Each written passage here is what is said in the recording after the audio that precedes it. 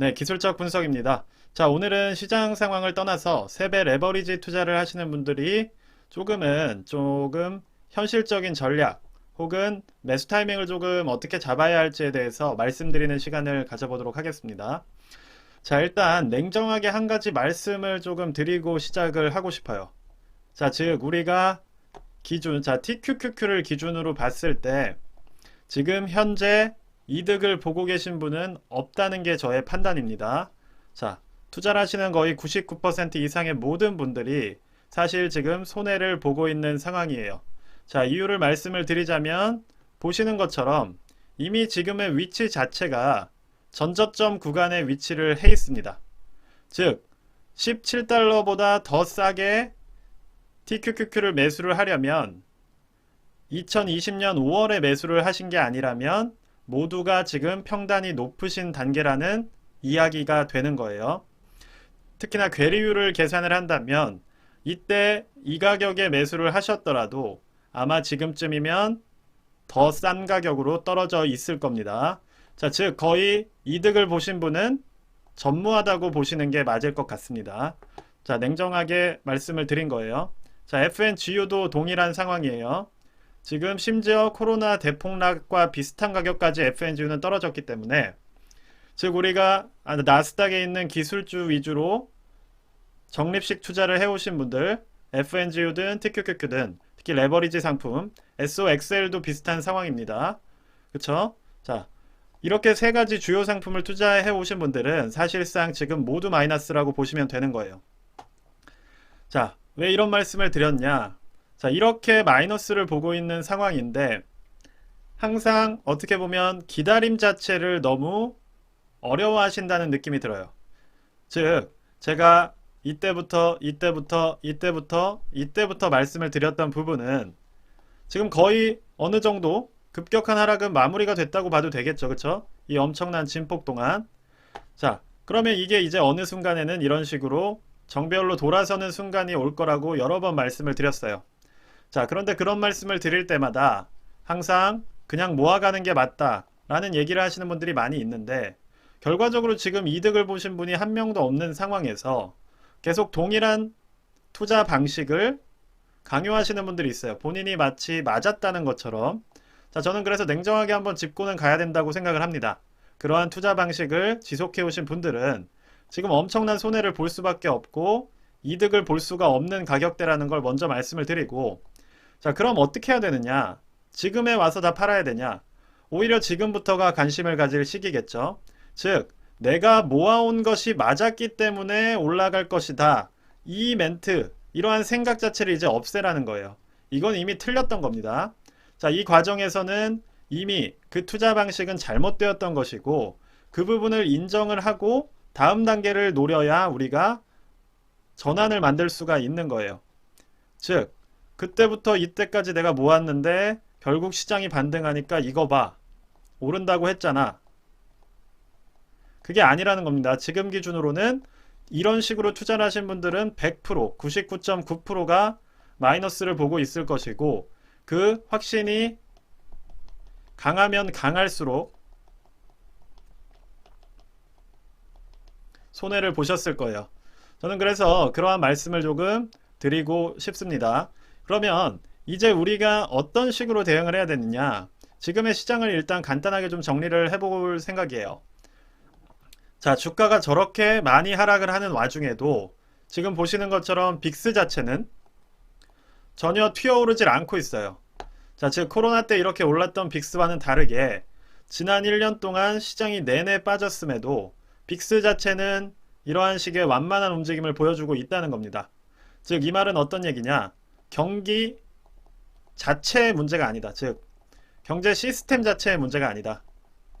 자, 코로나 자체는 시스템 자체가 무너져가는 위기가 있었던 상황이고 지금 현재는 미국의 경제 자체 시스템 자체는 건강하게 유지가 되고 있다 라는 이야기예요. 자, 즉 여기서 V자 반등이 나올 만큼 구조, 즉 소방수가 투입될 만큼 지금의 시장 자체가, 소방수라 하면 연준의 양적 완화겠죠. 시장 자체가 그렇게 위기에 있는 상황이 아니고 기본적으로 금리가 오르면서 밸류에이션이 재판단이 되고 있는 과정일 뿐이다. 그렇기 때문에 빅스가 튀지를 않는 겁니다. 금리가 올랐으니까 돈이 비싸졌고, 돈이 비싸졌으니 주식 가격도 재산정이 되는 거죠. 그쵸? 주식의 가격을 산정하는 돈의 가치 자체가 변했기 때문에 주식 가격은 그에 맞춰서 밸류에이션 조정이 이루어지는 과정인 겁니다. 자, 지금은 그런 단계라고 보시면 되는 것이고, 우리는 그런 과정에서 무조건적인 상승만을 생각을 하면서 세배 레버리지 상품들을 지난 1년 동안 투자를 하셨던 거예요. 자, 그렇다면 이제 어느 정도 밸류에이션 산정이 끝난 것이 아니냐라고 이야기를 하실 수가 있겠죠. 자, 그게 맞는 얘기일 수 있습니다. 어느 정도 금리는 지금 4.5%까지 올라갔고 내년 초까지 해서 아마 5% 초반대에서 마무리가 되겠죠. 그렇다면 지금 이러한 식의 밸류 산정 하락 같은 경우는 어느 정도 마무리가 될 수가 있습니다. 자, 그 다음부터는 어떤 시기의 시작이냐? 바로 실적 시기의 시장이에요. 자, 그 다음부터는 만약에 기업들의 실적이 뒷받침이 된다면 금리의 인하와 함께 올라가겠지만 실적 자체가 무너지는 섹터들은 큰 폭의 하락이 나올 수가 있다는 겁니다. 자, 그래서 이런 부분을 인지를 해두시고 지금 시장을 대응을 하시는 게 필요하다는 생각이 들어요. 즉 빅스가 튀지 않고 완만하게 빠지는 시장 하에서 과연 실적이 뒷받침이 될 만한 나는 종목들에 투자를 하고 있는가, 이 두 가지를 곰곰이 한번 생각을 해보시라는 뜻입니다. 자, 반대로 이러한 세배 레버리지 상품 같은 경우에는 실적이라는 게 존재할 수가 없겠죠. 그쵸? 지수 플레이를 하는 종목이기 때문에 전체 실적, 즉 전체 시장에 대한 실적을 우리가 판단하기는 어렵다는 겁니다.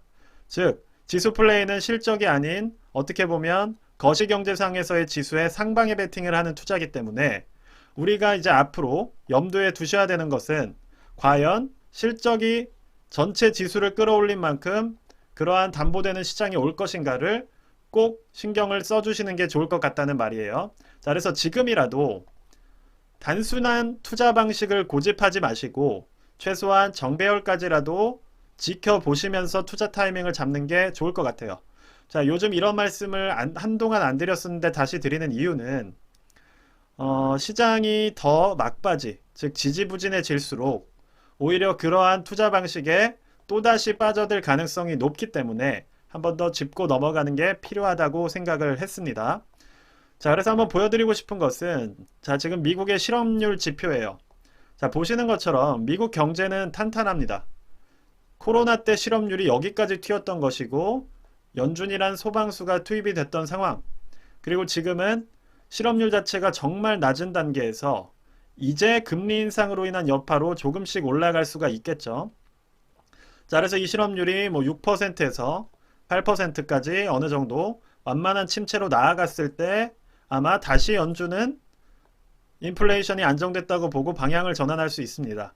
다만 이 과정에서 시장은 어떻게 보면 실적이 뒷받침되지 않는다면 충분히 무너져 내릴 수 있기 때문에 항상 지금부터는 실적이 이전보다 나아지는 그러한 종목들이나 기업들을 눈여겨보시는 게 필요할 것 같아요. 자, 일단은 그래서 오늘 드리는 말씀은 그냥 높아심에서 한번 찍어본 영상입니다. 자, 냉정하게 한번 우리가 알고 가야 되는 부분은 최소한 TQQQ, SOXL, FNGU 같은 종목들을 여러분께 매수를 권하거나 혹은 투자를 하고 계시다는 분들은 모두가 마이너스를 보고 있는 상황이라는 것을 인지를 하신 상태에서 조금 현실적으로 시장을 바라보시는 게 필요하다는 말이에요. 즉 물려있는 상황에서는 이성적인 사고가 어렵습니다. 이성적인 사고가 어려워지기 때문에 지금 충분히 51선, 200일선을 보신다면 그쵸? 어느 정도 기울기가 완만해지고 있는 거는 보이실 거예요. 그쵸? 자, 그렇다고 하더라도 이 완만해진 기울기가 이제 끝이라고 너무 단순하게 생각하시기보다는 충분히 어느 정도 이런 식으로 상승해가는, 회복해가는 흐름이 나올 때 투자하실 수 있도록 그러한 마음, 멘탈의 준비를 해주시는 게 좋을 것 같다는 게 저의 개인적인 생각입니다. 자, 그래서 오늘 영상은 여기까지만 말씀을 드리도록 하겠고요. 영상이 도움이 되셨으면 구독과 좋아요 부탁드립니다.